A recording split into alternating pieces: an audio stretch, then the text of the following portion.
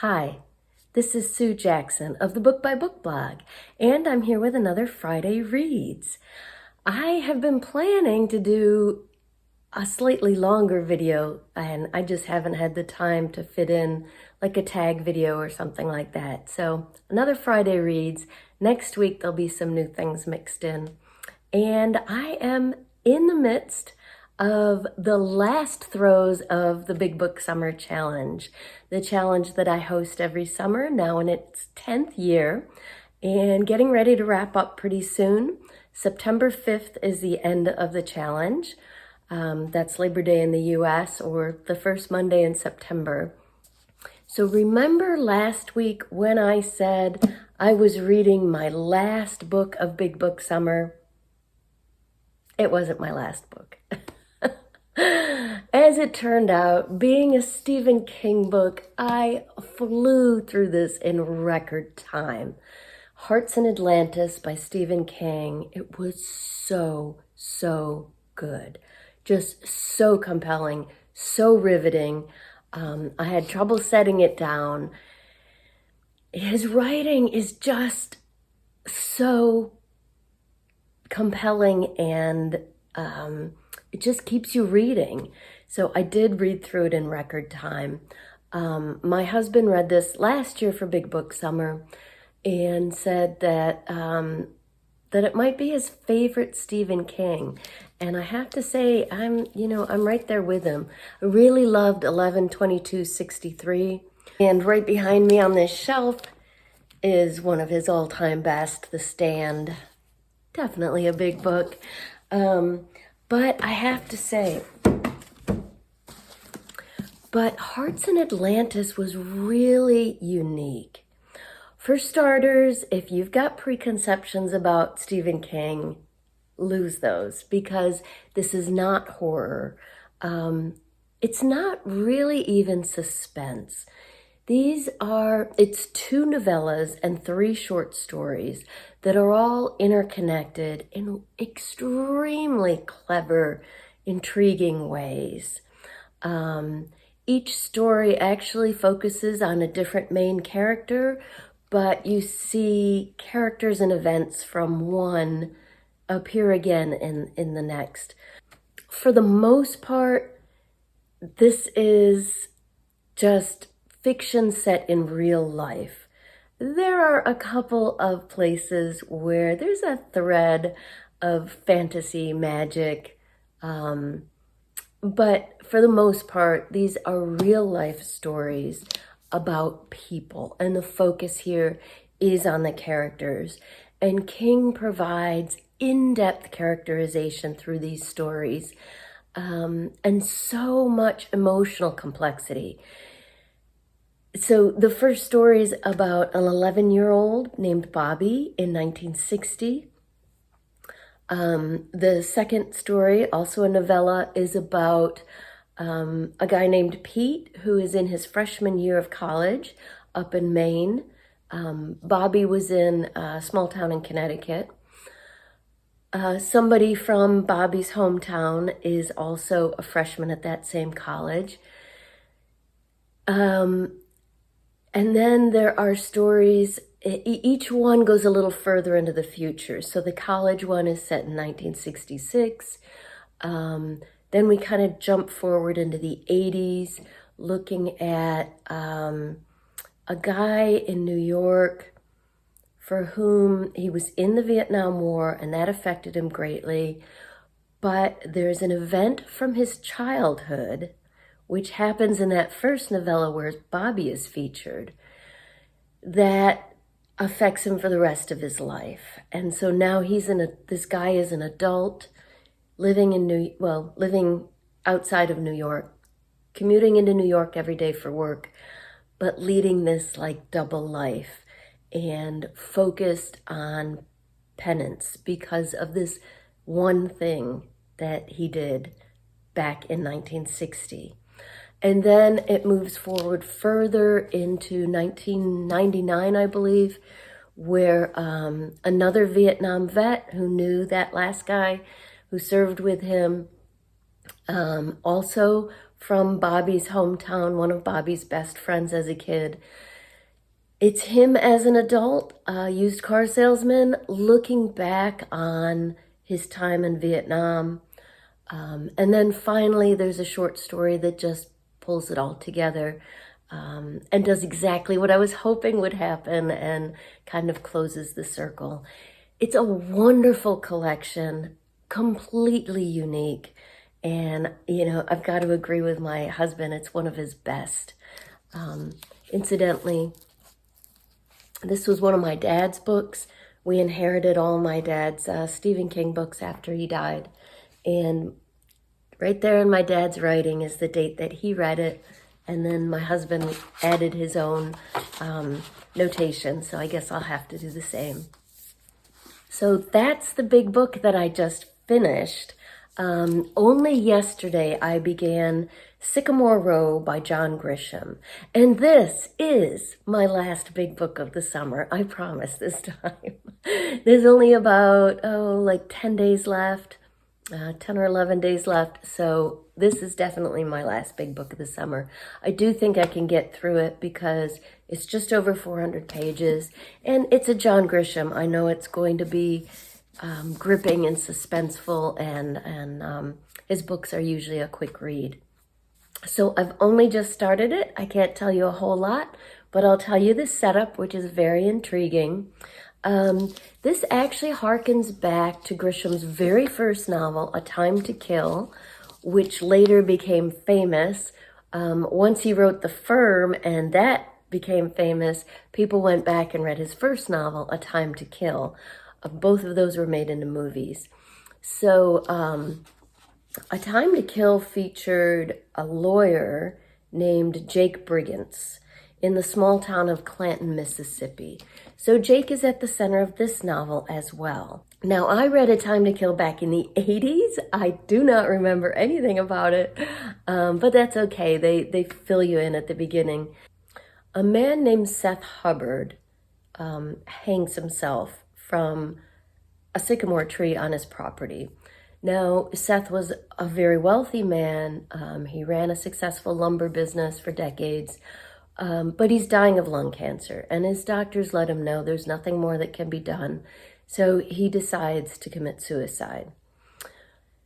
He plans it all out very, very meticulously. This is all in the first chapter, and arranges it so that one of the men that works for him will find the body.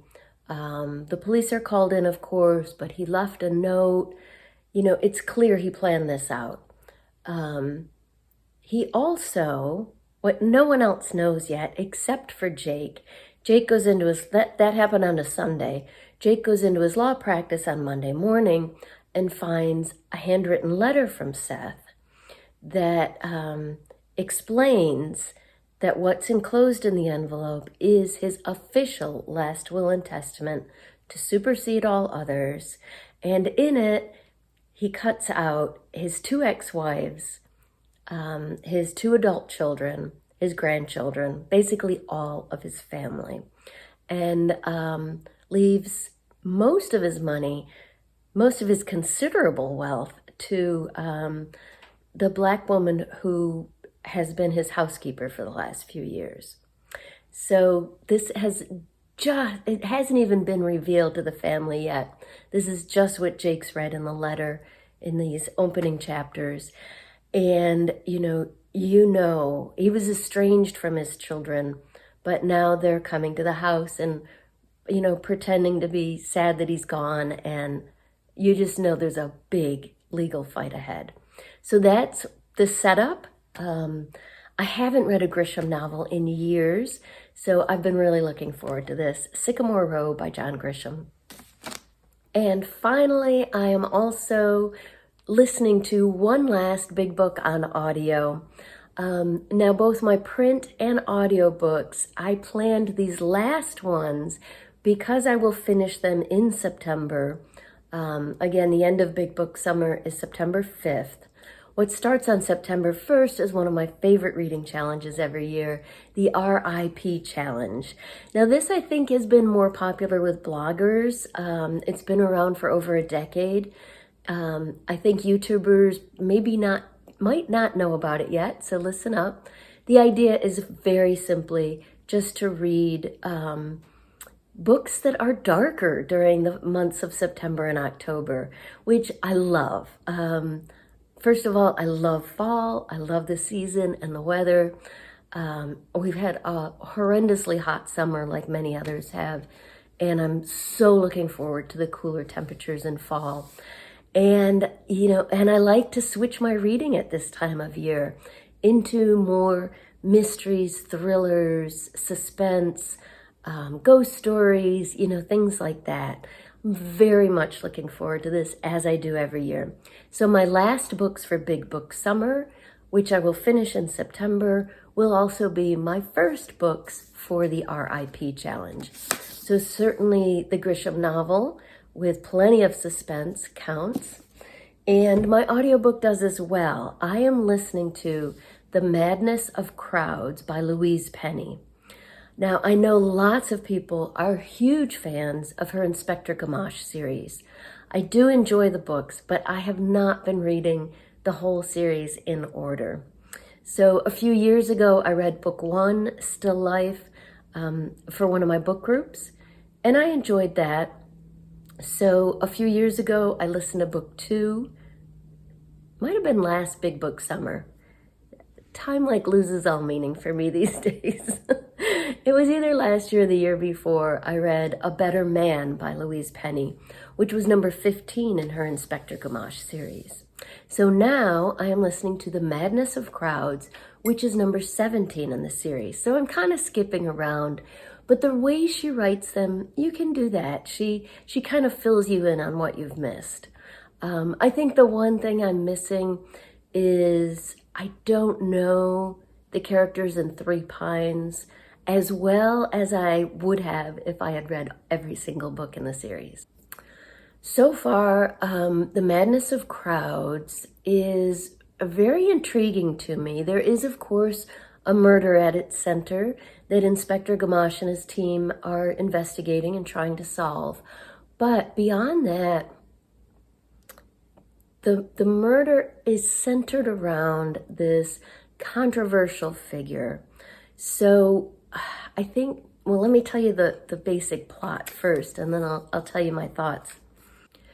So The Madness of Crowds is set right around the period between Christmas and New Year's for New Year 2022. So they've kind of gotten past the worst of the pandemic. These books are all set in Quebec. And things are kind of settling down, but apparently Canada has some of the same political extremists that we have here in the US. But so the story, this particular story, is 100% fictional, first of all. Inspector Gamache and his team are called in to provide police protection for a talk at a local college, small university. It's the middle of winter break, so Gamache doesn't even understand why they would do a talk at this time of the season.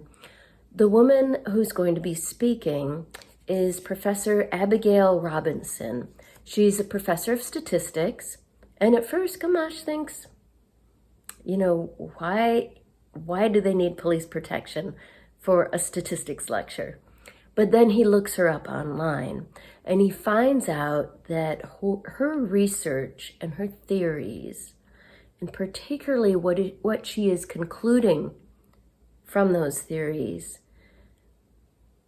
and what she's proposing for society, are some really horrific, dangerous ideas. And so there's a lot of controversy. And when he looks at videos of her previous talks, he can see why they asked for police protection. There's a lot of controversy. There are people on both sides that are very passionate for and against her theories. So they go.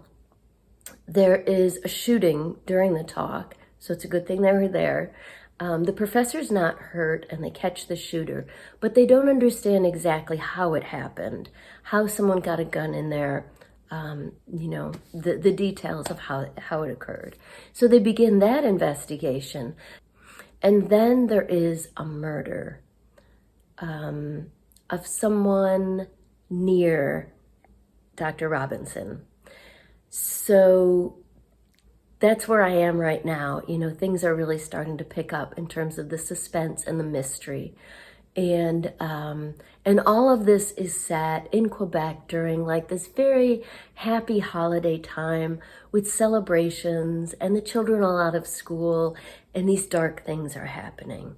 And behind it all are Dr. Robinson's theories and proposals, which, by the way, affect Gamesh and his family personally. So it's really, really interesting. I love how thoughtful this novel is and thought-provoking. It's not just about solving the murder, but about what's going on in society. I think it's very clever how Louise Penny created a whole new sort of extremist theory in order to kind of convey some of what's happening in the world without pointing at anyone, without taking a side in the real world. And I just think it was very clever of her. It's a very thoughtful book. And of course, there's the mystery, which adds plenty of tension and suspense. So I'm really enjoying The Madness of Crowds by Louise Penny on audio. So that's what I'm reading this week. I would love to hear what you're reading. Let me know in the comments down below.